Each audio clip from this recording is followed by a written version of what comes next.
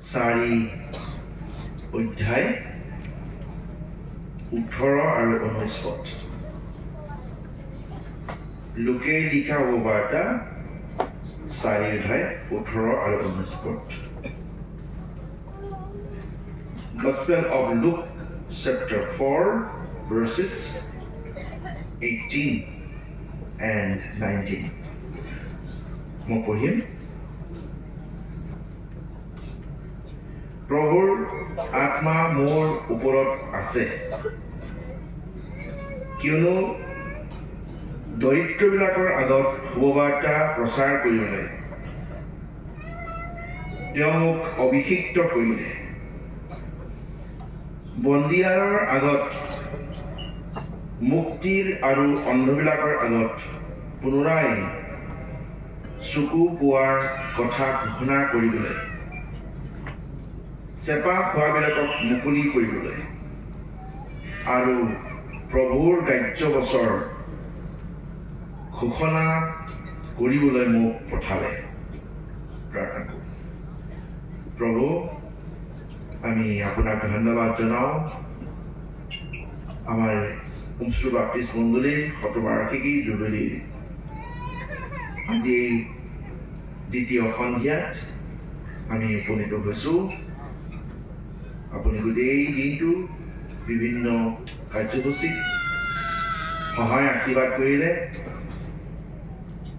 আৰু আমি উপকৃত হৈছোঁ এই সন্ধিয়া বেলিকাও আমি পুনৰ আপোনাৰ কাষত আহোঁ আপোনাৰ জীয়া বাক্য আলোচনা কৰিবলৈ আৰু এই বাক্য গ্ৰহণ কৰিবলৈ আমাৰ মধ্য যি চকু হৃদয় মন আপোনাৰ হাতত সমৰ্পণ কৰোঁ আৰু আমাক এনেই শক্তি পবিত্ৰ আত্মাৰ উপস্থিতি আৰু দুজনী আমাক দান কৰক মোক আৰু ইয়াত সমবেত সকলো শ্ৰোতা সকলোলৈ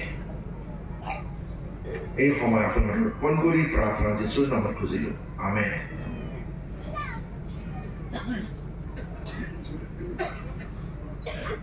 মই এটি বিষয়ে মন কৰি আছোঁ সেইটো প্ৰায়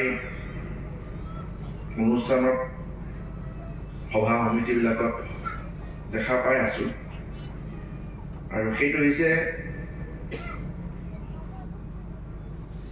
আমাৰ পুৰুষৰ যিটো আমাৰ কাৰ্যসূচীত অংশগ্ৰহণ সেই খুব কম থাকে মুখ্যতঃ যিসকল ইয়াত আমি আছোঁ পৰিচালন আছোঁ আমি পুৰুষসকল আছোঁ কিন্তু কাৰ্যসূচীবিলাকত গীতে হওক অন্য কাৰ্যসূচীবিলাকত আমি আমাৰ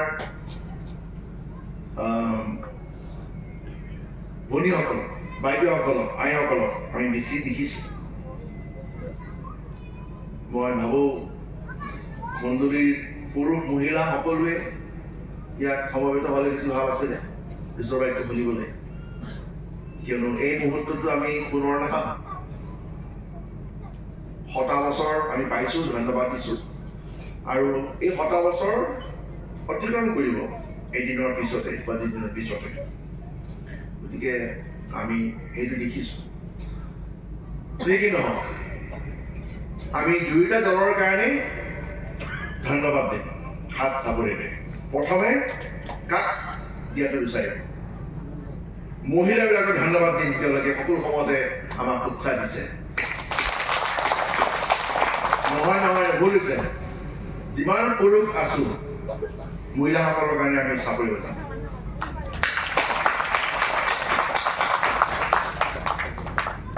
আমাৰ যিমান আমি মহিলাসকল আছোঁ ভনীসকল আমি আছোঁ আপোনালোকে আছে পুৰুষসকলৰ কাৰণে ল'ৰাসকলৰ কাৰণে ধন্যবাদ দিব হাত চাপৰিৰে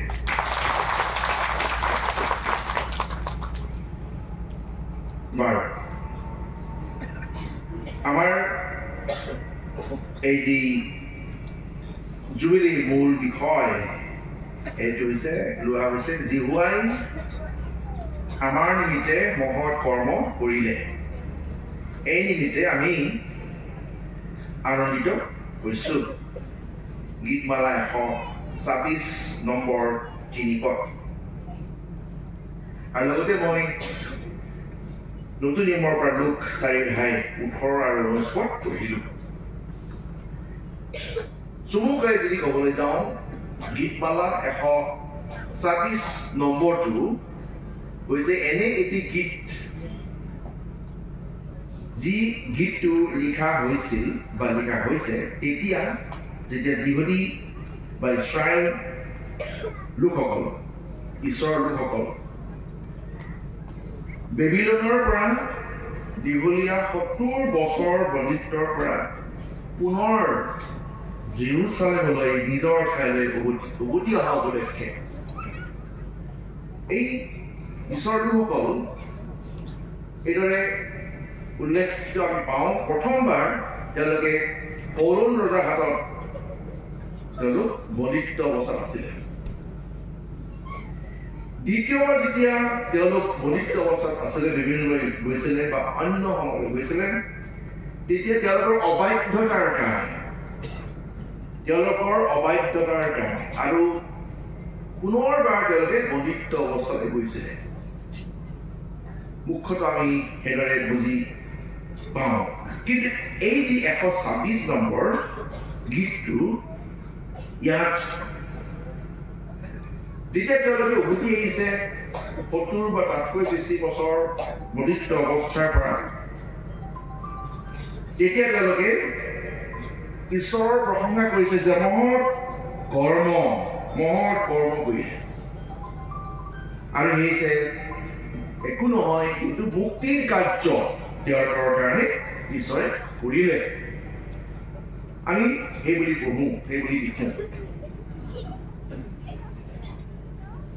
যাৰ বাবে এইটো হৈছে এটা আনন্দৰ গীত তেওঁলোকে বন্দীত্বৰ পৰা মুকলি হৈ নিজ ঠাইলৈ উভতি আহিলে ইজৰা নেহেমীয়াসকলৰ দিনত এই ঘটনা ঘটিল এটি ইতিহাস আছে এইখিনি আমি চাবলৈ যাওঁ কিন্তু গ্ৰুপে দলে তেওঁলোকে এটা সময়ত বিশ্বৰ পৰ্যায়ত আহি এই মুক্তিৰ যি সোৱাদ বা উপলব্ধি তেওঁলোকে কৰিছিলে আৰু তেনেকুৱা এটা বিষয় আগত ৰাখিবলৈ আমি অংশুৰ বন্ধুৰীয়ে এই যি জুবিলিৰ থিম বা মূল যিটো বিষয় আমি দেখিছোঁ আৰু সেইকাৰণে আমাৰ জুবিলিৰ যিটো শীৰ্ষক গীত তাতো সেই বিষয়ৰ সমান আমি তাত দিছোঁ আৰু তাতে আমি বাৰে গাইছোঁ এইটো কথাও জনা দৰকাৰ চমুকে যে তেওঁলোকক মুক্তি দিবলৈ ঈশ্বৰে এনেকুৱা ধৰণৰ সঁজুলি ব্যৱহাৰ কৰিলে যিটো অতি আচৰিত অতি গুৰুত্বপূৰ্ণ সেয়ে হৈছে এই ঈশ্বৰৰ লোকসকলক মুক্তি দিবলৈ পাৰস্য বিদেশী তেওঁ সকলো ঈশ্বৰৰ লোক বুলি অভিহিত নহয় বা জনা নাযায় যে পাৰস্যৰ বিদেশী ৰজা যাৰ নাম আমি কুৰছক বুলি কওঁ কুৰছক ঈশ্বৰে ব্যৱহাৰ কৰিছে তেওঁৰ সঁজুলি স্বৰূপে ব্যৱহাৰ কৰিছে এইটো সঁচাকৈ বৰ গুৰুত্বপূৰ্ণ কথা ঈশ্বৰে নিজৰ মানুহক উদ্ধাৰ কৰিবৰ কাৰণে বহুত কাৰ্য কৰিছে কিন্তু এইবাৰ পুনৰ উভতাই আনিবৰ কাৰণে বিদেশী ৰজা কুৰছক ঈশ্বৰে তেওঁৰ সঁজুলি স্বৰূপে ব্যৱহাৰ কৰিছে এইটো বৰ আচৰিত কথা যিজনে বা যিসকলে ঈশ্বৰক নাজানে তেওঁসকলকে ব্যৱহাৰ কৰি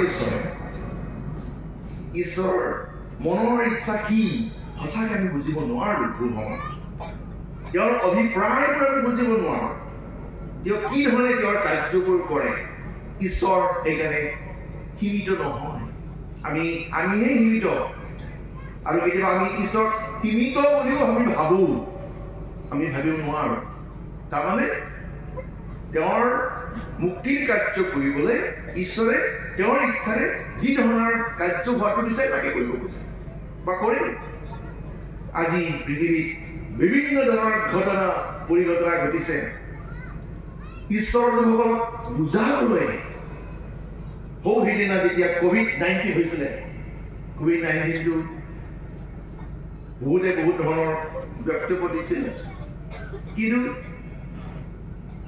চাইনা চীন দেশৰ পৰা আহিছিলে যি চীন দেশ কি আছিলে ঈশ্বৰ বিশ্বাস কৰা দেশ নহয় তাক এনেকুৱা এটা বীজাণু সৃষ্টি কৰিলে আৰু গোটেই পৃথিৱীক উঠাই দিলে আৰু সেই সময়ত আমি দেখিছিলো বহু বহু লোক যিবিলাকে গীৰ্জাঘৰত কেতিয়াও গৈয়ে নাপায় প্ৰাৰ্থনা কৰিয়ে নাপায় তেওঁলোক প্ৰাৰ্থনা কৰিবলৈ আৰম্ভ কৰিলে মনৰ পৰিৱৰ্তনৰ কথা চিন্তা কৰিছিলে গীৰ্জাঘৰত যাবলৈ আৰম্ভ কৰিলে বাইবেল পঢ়িবলৈ আৰম্ভ কৰিলে বহুত মানুহৰ বহুত অভিজ্ঞতা বহুত ধৰণৰ সাক্ষী এই COVID-19ৰ সময়ত মানুহে কয়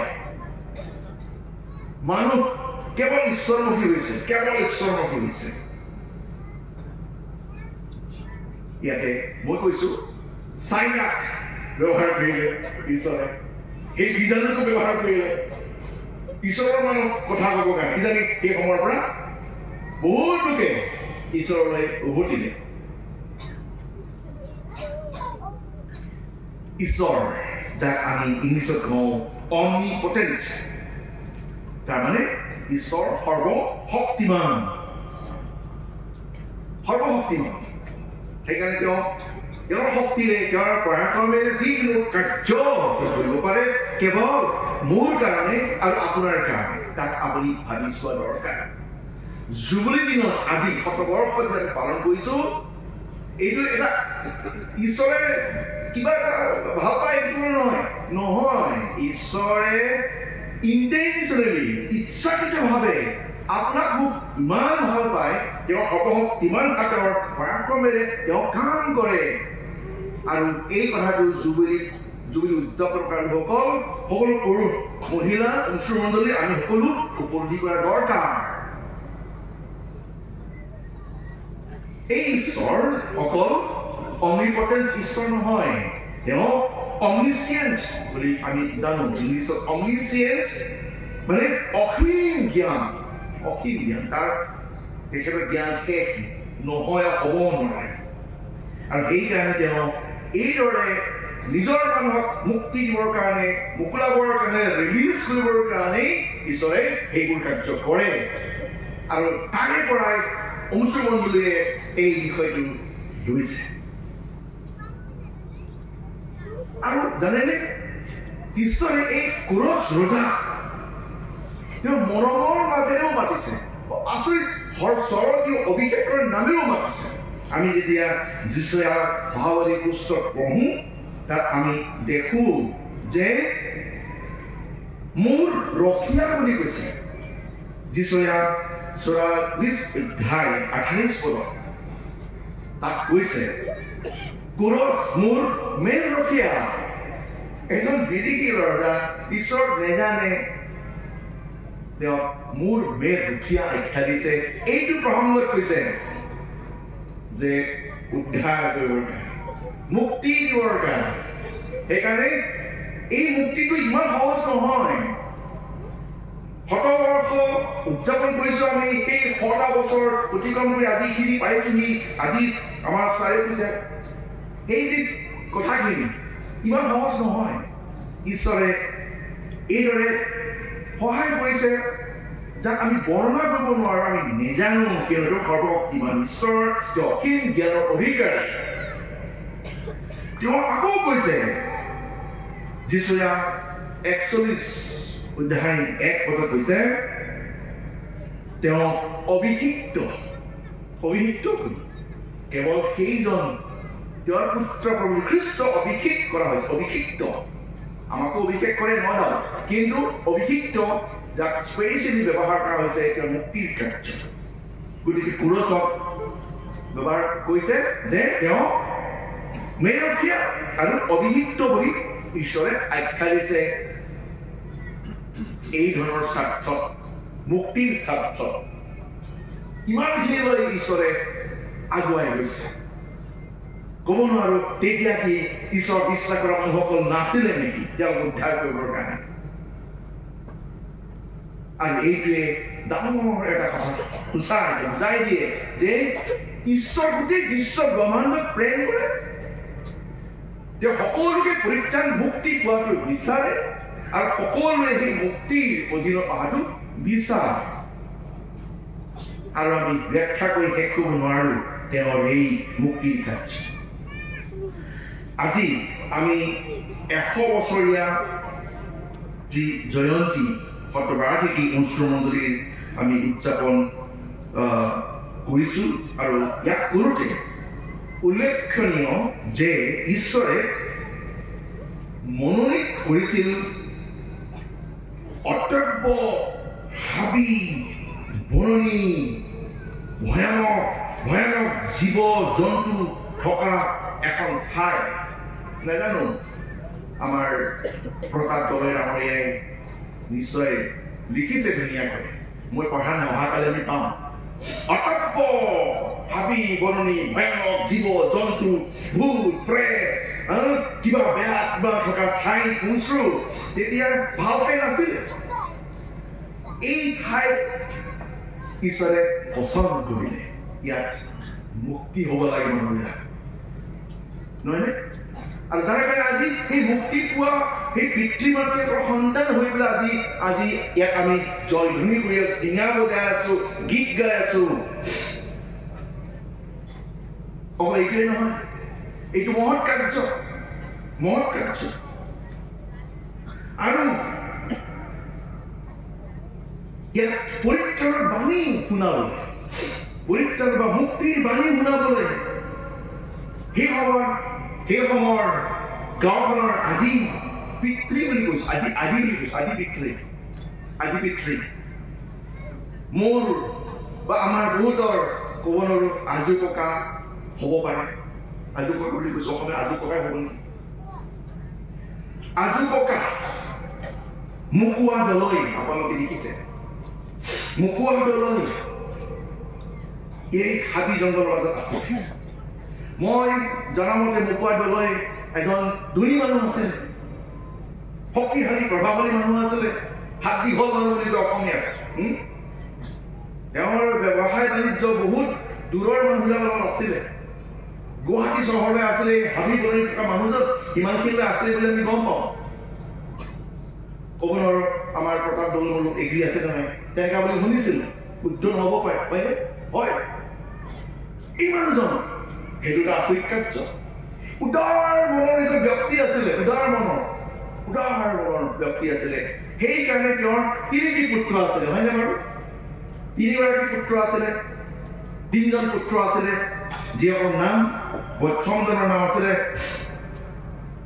দণ্ডী গুণী দলয়, এতিয়া স্বৰ্গীয় গুণী দলয়, যিজন মোৰ ককা। দ্বিতীয়গৰাকী আছিলে দণ্ডী দলয়, চণ্ডী দলয়। অ'কে, মোক শুদ্ধ কৰাৰ কাৰণে ধন্যবাদ দিছো। চণ্ডী দলয় অকালতে অকণমান মৃত্যু হৈছিলে। তৃতীয়গৰাকী আছিলে দণ্ডী দলয়, আমাৰ প্ৰতাপ দলে ডাঙৰীয়াৰ আমাৰ ডাইৰেক্ট পিতৃ হয়, মোৰ ককা হয়। কি চিন্তা কৰিছিলে যে এই তিনি পুত্ৰ শিক্ষা দীক্ষা পাব লাগে, কিবা এটা পোহৰ পাব লাগে, আৰু সেইকাৰণে তেওঁ মুকুৱা দলৈ গৈছিল, সম্পৰ্ক ৰাখিছিল, সুধিছিল, ৰিকুৱেষ্ট বা অনুৰোধ কৰিছিল কোনোবাক উঠাই দিব পাৰে নেকি আৰু শিক্ষা দিবলৈ কাৰণে। এই দুৰ্ঘোৰ হাবি বননি অত্যন্ত জীৱ জন্তু ভূত প্ৰেত আত্মা ইত্যাদি ভৰপূৰ এই ঠাইখনৰ কোনো সেইজন ব্যক্তিক কণ্টেক্ট কৰিছিল, যোগাযোগ কৰিছিল, যাৰ নাম আজি স্বৰ্গীয় আনন্দ দাস। সন্মুখত তেওঁৰ প্ৰতিশ্ৰুতি আছে, শিক্ষক গুৱাহাটী বাপ্তিষ্ট মণ্ডলীৰ তেওঁৰ পৰিবাৰৰ সৈতে আহিছিলে। তেওঁৰ পৰিবাৰৰ নামটো বুলি লিখা আমি নাজানো। আৰু তেখেতক কি কৰিলে, ঈশ্বৰে তেওঁৰ সঁজুলি স্বৰূপে ব্যৱহাৰ কৰিলে, তেওঁৰ সঁজুলি। আৰু ইয়াৰ আগতেই তেওঁৰ সঁজুলি হিচাপে ব্যৱহাৰ কৰিলে কাক? মুকুৱাদলে ব্যৱহাৰ কৰিলে। মুকুৱাদলে কেতিয়াও ভবা নাছিলে যে ইয়াত এটা পোহৰ মুক্তিৰ বাৰ্তা এটা দিয়া হ'ব। কেতিয়াও তেওঁ ভবা নাছিলে। তেওঁ ভাবিছিলে যে তেওঁৰ ল'ৰাসকলকে পঢ়াব লাগে, শিক্ষা দিব লাগে, সেইকাৰণে ভাবিছিল। কিন্তু তাৰ বিপৰীতে কাম হ'ল, কিয়নো ঈশ্বৰৰ জ্ঞান অপৰিসীম, তেওঁ সৰ্বশক্তিমান। তেওঁ এনে ব্যক্তিক সম্পৰ্ক ৰাখিলে, যিগৰাকী ব্যক্তি আহিলে। আজি যেতিয়া আমি থিমটো চাওঁ, বিষয়টো যদি চাওঁ, মহৎ কৰ্ম নহয়নে বাৰু? আজি মহৎ কৰ্ম নহয়নে? ঈশ্বৰে কিদৰে মহৎ কৰ্ম সিদ্ধ কৰিলে অনুচৰ মণ্ডলীত। আজি আমি তাকে তাৰ ঈশ্বৰক আমি গুণ গোৱা অতি প্ৰয়োজনীয়, ধন্যবাদ দিয়া অতি প্ৰয়োজনীয়। কিয়নো সেই ব্যক্তিজন শুভবাৰ্তা, গুড নিউজ শুভবাৰ্তা লৈ আহিলে। ঈশ্বৰে তেওঁক শুভবাৰ্তাৰ বাহক হিচাপে প্ৰস্তুত কৰি লৈ আহিলে, উমচুৰলৈ লৈ আহিলে। তেতিয়া নামটো কি লিখা আছে নাজানো, উমচুৰ লিখা আছে যে উমচুৰ লিখা আছে নাজানো, মই নাজানো। আমাৰ ইতিহাস পঢ়িলে আমি গম পাওঁ কি লিখা আছে, তাকো মই নাজানো। কিন্তু আছিল আজি উমচুৰ বুলি কৈছো বা উমচুৰ বুলি কৈছো। উমচুৰ এইটো মহৎ কাৰ্য, এই সকলো মহৎ কাৰ্যৰ বাবে ঈশ্বৰক আমি ধন্যবাদ দিয়া উচিত উমচুৰ মণ্ডলী। দ্বিতীয়তে তেওঁ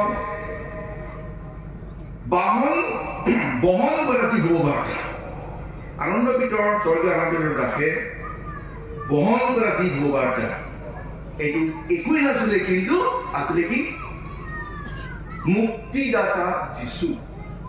মুক্তিদাতা যীশু তেওঁ লৈ আহিছিলে। তেওঁৰ অন্তৰত, তেওঁৰ বিশ্বাসত, তেওঁৰ কাৰুকাৰ্যত সেই মুক্তিদাতা যীশুক লৈ আহিছিলে। আমাৰ ৰেভেন ডাঙৰীয়ে কৈছে, তেওঁ কথা পাতিছিলে, বহুত কষ্ট মাজেৰে ইয়াত আছিলে বুলি কৈছে। কিন্তু তেওঁ যি লৈ টোপোলা লৈ আহিছিলে, মুক্তিৰ টোপোলা হৈ আহিছে, প্ৰভু যীশুক লৈ আহিছে। প্ৰভু যীশুক লৈ আহিছে। আমি আজি অলপ আগতে পঢ়িলো লোকে লিখা শুভবাৰ্তা 4:18 পৰা 19 পদ। ইয়াত ঈশ্বৰে এই অন্ধকাৰময় পৃথিৱীত, নানা ধৰণৰ বন্ধনত থকা এই পৃথিৱীখনত তেওঁৰ পুত্ৰক অভিষেক কৰিলে, অভিষিক্ত জনক পঠালে। আৰু সেইকাৰণে আমি পঢ়িছো ইয়াত আচৰিত বাক্য। আৰু এই যি তেওঁৰ পুত্ৰ প্ৰভু খ্ৰীষ্টক পঠিয়ালে, প্ৰভু খ্ৰীষ্টৰ উপস্থিতি, প্ৰভু খ্ৰীষ্টৰ যি পৰিচৰ্যা, প্ৰভু খ্ৰীষ্টৰ যোগেৰে যি কিবা যদি হৈছে, সেয়ে হৈছে জুবিলি। যীশুৰ আগমনে হৈছে জুবিলি, কিয়নো তেওঁ মুক্তি লৈ আহে আৰু মুক্তিৰ কাৰ্য সিদ্ধ কৰে। গতিকে সেই সময়ত আমি যি জুবিলি পালো, সেই সময়ত যি যীশুখ্ৰীষ্ট যি মুক্তি লৈ আহিলে, আজি সেই মুক্তি আমাৰ লগত আছে। আৰু এই মুক্তি আমি বাৰে বাৰে পঢ়ো, প্ৰত্যেকটা বছৰত আমি পঢ়ো, তেওঁৰ পৰিত্ৰাণৰ বিষয়ে আমি পঢ়ো। প্ৰথম বৰদিনত যেতিয়া প্ৰভু খ্ৰীষ্ট জন্মৰ কথা আহিছিলে, আমি তেতিয়া আমি পাওঁ মঠি 1:21 পদত যে প্ৰথম বৰদিনত এই পৰিত্ৰাণ তথা মুক্তিৰ কথা আমি পঢ়িবলৈ পাওঁ। গতিকে উমচুৰ মণ্ডলীত যি মুক্তি, যি আচৰিত আৰু মহৎ কাৰ্য আজিৰ পৰা 100 বছৰ পূৰ্বেই আৰম্ভ হৈছিল, আৰু তাকে আমি 100 বছৰ পূৰ্ণ কৰিছোহি। আনফালে এই 100 বছৰ হৈছে মুক্তি পোৱা জীৱনৰ এক বৰ্ণিল যাত্ৰা। বৰ্ণিল যাত্ৰা, ৰংচঙীয়া, বিভিন্ন ৰঙৰ, বিভিন্ন অৱস্থাৰ এটা যাত্ৰা। এই গোটেই যাত্ৰাত তেওঁ আজিলৈ থাকিলে। অলপ আগতে আমি শ্ৰদ্ধাঞ্জলি আমি কৰিলোঁ, সেইসকল লিডাৰ্ছ আছিলে আৰু বহুতো আছে। অকল তেওঁলোকে যে কৰিছে এইটো নহয়, সহযোগ কৰা লোকসকল আছিলে, বিশ্বাসীসকল আছিলে। এই বৰ্ণিল যাত্ৰাত ঈশ্বৰৰ সংগী আছিলে।